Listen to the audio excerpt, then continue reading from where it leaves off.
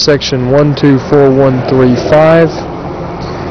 We don't have an assigned Florida ID number yet. This is on the Lake Wales test road. This is test section 3A. For what was a satellite road from the Asho road test. This was constructed back in the early 70s. Carries relatively high traffic volumes. It would be classified in high traffic. It's got a very thin pavement structure, this section. It's got 1.5 inches of asphalt concrete, over 3 inches of lime rock base, over 6 inches of a sub-base material which had to meet a minimum LBR of 40, 6 more inches underneath that, minimum LBR 20, over a sand subgrade. This is going to be overlaid in the next couple of years, either in 1990 or 91, with 4 inches of asphalt concrete in this area. We will give you a feel for the condition as we go down this section. I think you'll find this to be quite an interesting one for us to monitor throughout time for GPS 6B.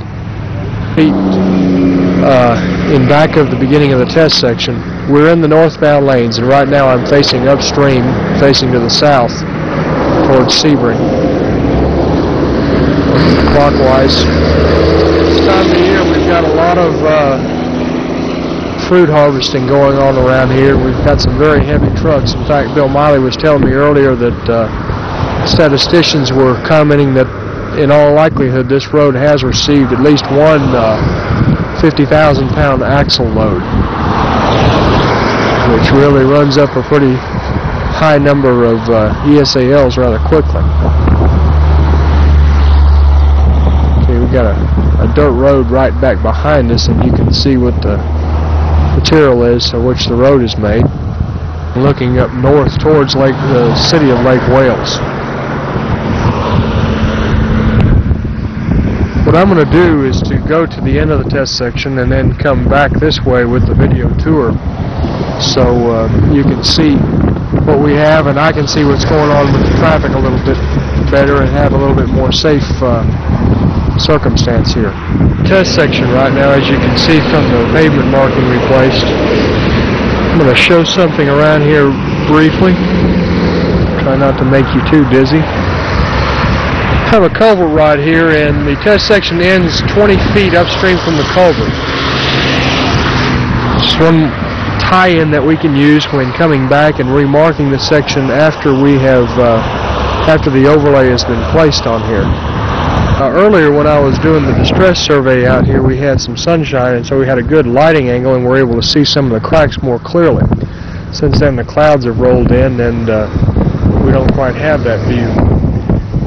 But we will try to highlight some of the distress in here as we go anyhow. And we're on 4+80, and the most prevalent distress type, what we have throughout the test section, is some alligator cracking. Much of it is low severity, some medium severity.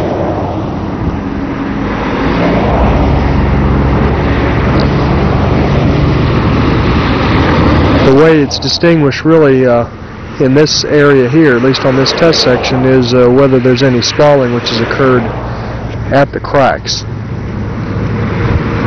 We also have quite a bit of transverse cracking.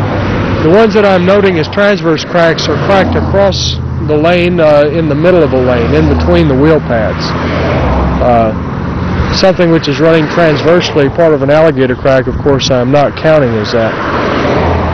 You see here we have another one which we have alligator cracking in either side in the wheel paths, but it does extend across the middle, so I am referring to this as a transverse crack.